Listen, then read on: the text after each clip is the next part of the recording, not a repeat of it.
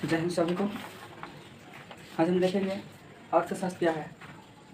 अर्थशास्त्र वह शास्त्र है जिसके अंतर्गत धन उत्पादन, विनिमय, उपभोग का अध्ययन करते हैं उसे अर्थशास्त्र कहते हैं।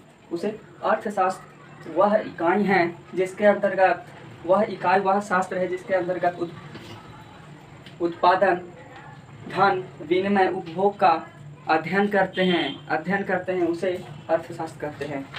अर्थशास्त्र को विद्वानों ने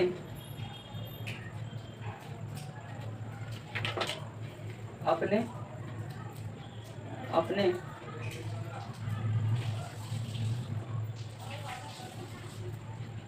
से बताया है। अर्थशास्त्र को विद्वानों ने अपने अपने ढंग से बताया है। जैसे मैं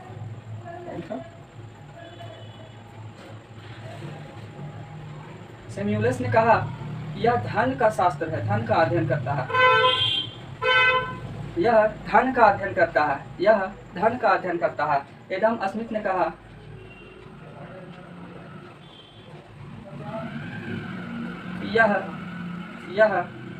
यह जो है सॉरी, इसमें गड़बड़ा गए हम।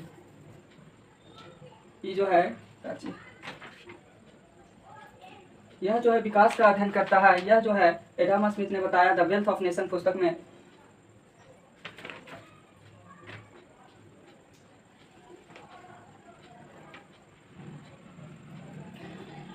द वेल्थ ऑफ नेशन पुस्तक 1776 में एडम स्मिथ ने कहा कि जो अर्थशास्त्र है वह धन का विज्ञान है, और जो अर्थशास्त्र जो है वो संस्कृत भाषा से लिया गया है। वह संस्कृत भाषा का शब्द है। इसका मतलब होता है कि धन का अध्ययन। इसका जो ये होता है धन का अध्ययन। तो अर्थशास्त्र वह इकाई है, वह शास्त्र है जिसके अंतर्गत धन, उत्पादन, विनिमय, उपभोग का अध्ययन किया जाता है। उसे अर्थशास्त्र कहते हैं। विद्वानों ने, अर्थशास्त्रियों ने कहा कि भैया सब तो ठीक है, अब सब लोग जो है अलग अलग अपना विचार व्यक्त कर रहा है। सेम्युलस जो है वो कह रहे हैं कि यह विकास का शास्त्र है, और एडम स्मिथ कह रहे हैं कि यह धन का शास्त्र है। और एक और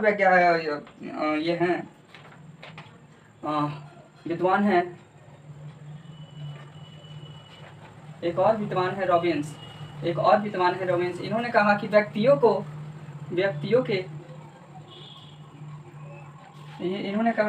के आवश्यकता, इच्छा एवं उपभोग को शामिल किया जाता है। रॉबिन्स ने कहा कि व्यक्तियों के इच्छा एवं उपभोग को शामिल किया जाता है। तो कहीं ना कहीं देखा जा रहा है तीनों का एक ही कहना है। किसी ने कहा कि यह विकास का शास्त्र है, किसी ने कहा धन का शास्त्र है, किसी ने कहा व्यक्तियों के इच्छा के अनुसार या एवं उसके उपभोग के अनुसार।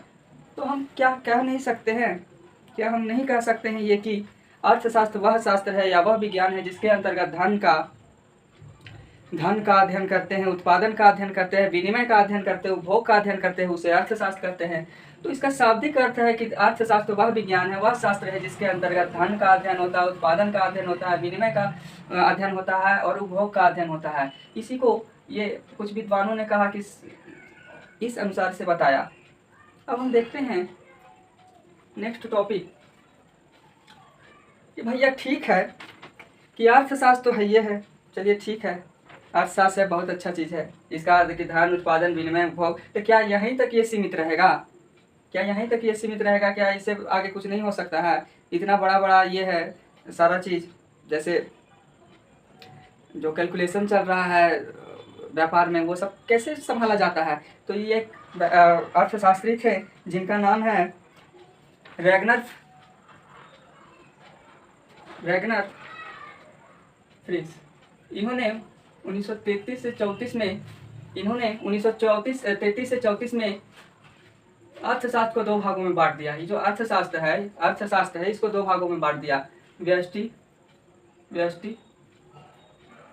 माइक्रो समष्टि मैक्रो। तो इन्होंने क्या किया, रैगनर फ्रिश ने सर क्या किए, देखिए कि ये सब बहुत ही सब तो बता दे रहा है कि धन का अध्ययन करता है, व्यक्तियों के इच्छा एवं उसके उपभोग पर निर्भर करता है, विकास को दर्शाता है। तो ये क्या किए कि ठीक है आप लोग तो इतना लड़ लिए सब, हम दो भागों में बांट देंगे इसको, अर्थशास्त्र को दो भाग में बांट देंगे, व्यष्टि अर्थशास्त्र और समष्टि अर्थशास्त्र। तो जो व्यष्टि अर्थशास्त्र है, माइक्रो इकोनॉमिक्स, इसमें क्या है, इसके जो बाबूजी होते हैं, जनक जो होते हैं, इसके जनक जो होते हैं, बाबूजी होते हैं, हमनी के भाषा में पापा जी है ना, इसको जो बाबूजी होते हैं, इसके बाबूजी होते हैं अल्फ्रेड मार्शल। इसके पिताजी जो जनक हैं, व्यष्टि अर्थशास्त्र के जनक माना जाता है अल्फ्रेड मार्शल। इन्होंने तो रैगनर फ्रिश ने कहा कि हम बांट देते हैं भैया, बांट देते हैं, अब आप कैसे कीजिएगा, कैसे लिखिएगा, क्या क्या लिखिएगा। जो अल्फ्रेड मार्शल को कह दिया कि भैया अब आप संभालिए, अब क्या होगा जी देखिए, हम दोनों के अर्थशास्त्र के दो भागों में बांट दिए। तो इन्होंने क्या किया, इन्होंने कहा कि व्यष्टि अर्थशास्त्र वह अर्थशास्त्र है, व्यष्टि अर्थशास्त्र वह शास्त्र है जिसके अंतर्गत लघु छोटे उद्योगों को शामिल किया जाएगा, उसे व्यष्टि अर्थशास्त्र कहते हैं। ये जो माइक्रो है यह ग्रीक शब्द से, इसकी जो है ग्रीक भाषा से उत्पत्ति हुई है, जिसका माइक्रो का जो ग्रीक भाषा होता है, माइक्रो का ग्रीक भाषा होता है माइक्रोस है। ये जो देख रहे हैं माइक्रो, ये माइक्रोस शब्द से उत्पत्ति हुआ है। ये जो देख रहे हैं माइक्रो के ना, ये माइक्रोस शब्द से उत्पत्ति हुआ है।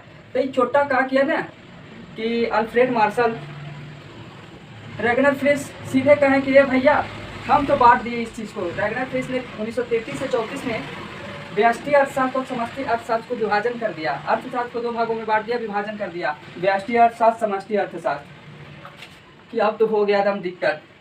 मार्शल साहब ने कहा कि ठीक है अब बांट दिए हैं तो हम इसको लिखिए देंगे। तो ये कहें कि लघु उद्योग, छोटे उद्योग जो शामिल होंगे इसमें होंगे। एक कोनो बड़ा, जैसे कि ठेला कोई लगा रहा है, छोटका दुकान खोले है, तनिकना दुकान, समझ में आया, तनिकना दुकान जो खोले हुए है उस ससुरा एकरा में शामिल होगा, व्यष्टि अर्थशास्त्र में, माइक्रो इकोनॉमिक्स।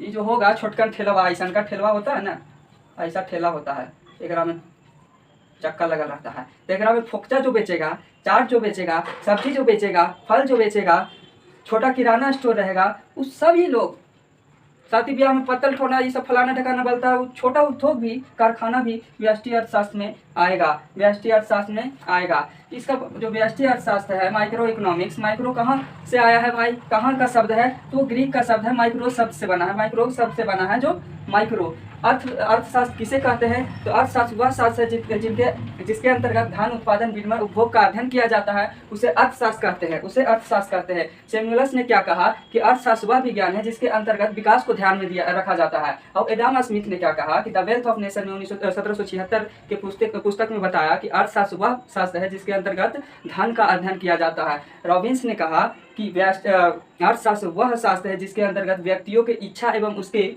उपभोग को शामिल किया जाता है, उसे अर्थशास्त्र कहते हैं। लेकिन इन सभी को मिलाकर एक वाक्य उत्पन्न हुआ कि अर्थशास्त्र वह शास्त्र है जिसके अंतर्गत विकास को भी ध्यान दिया जाता है। धन, विकास के मतलब बिना कि विकास कोचिंग सेंटर, वो नहीं, विकास को भी ध्यान में रखा जाता है, धन को भी ध्यान में रखा जाता है, उत्पादन को भी उत्पादन का अर्थ ये होता है कि जब कोई कंपनी एगो फोन बनाया जरा से शूटिंग हो रहा है, एगो फोन बनाया, 2 गो फोन बनाया, 100 गो फोन बनाया, उसे उत्पादन कहते हैं। चाहे कपड़ा हो, चाहे जितना भी कारखाना में जो कच्चा माल से उत्पादित वस्तुएं बनेंगे और मार्केट में आएंगे, उसे उत्पादन कहते हैं।